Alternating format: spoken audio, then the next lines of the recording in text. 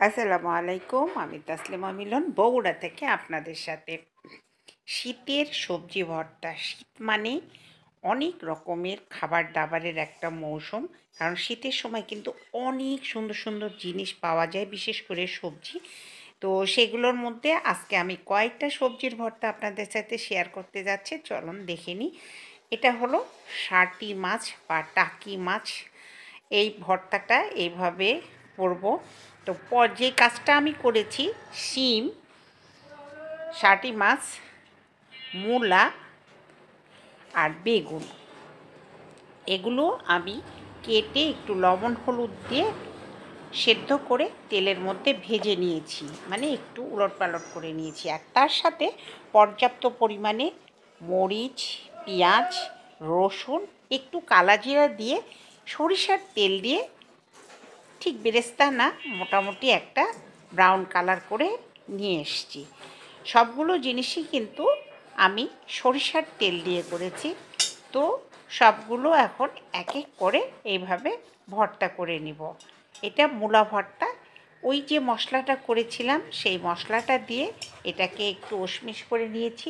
সরিষার তেল দিয়ে করা, এগুলো সবগুলোই কিন্তু আমি সরিষার তেলে লবণ আর হলুদ দিয়ে একটুখানি ভেজে নিয়েছি।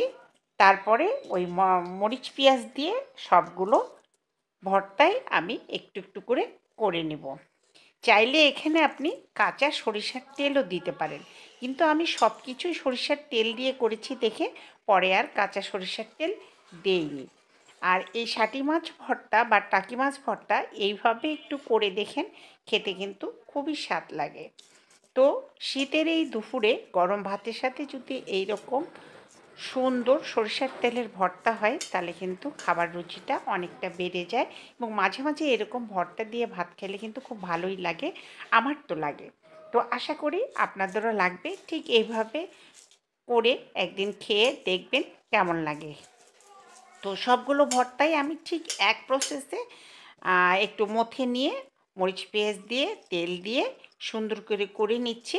সিমটাও কিন্তু এভাবেই করেছি। আর সবগুলো ভর্তাই এটা কিন্তু খেতে খুবই মজা হয়, এবং এর সাথে গোস্ত মাছও কিন্তু লাগে না। এক এক করে আমি ভর্তাগুলো করে নিচ্ছি। আর রসুন, পেঁয়াজ আর একটু কালাই জিরা দিয়ে এই ভর্তাটা অসাধারণ লাগবে। আশা করি আজকের এই ভর্তা রেসিপি আপনাদের কাজে লাগবে। করে খাবেন, কেমন লাগলো জানাবেন। আজ তবে এখানেই। ভালো থাকেন, সুস্থ থাকেন। দেখা হবে আবার কোনো এরকম সাধারণ রেসিপি নিয়ে। ততদিনে আল্লাহ হাফিজ।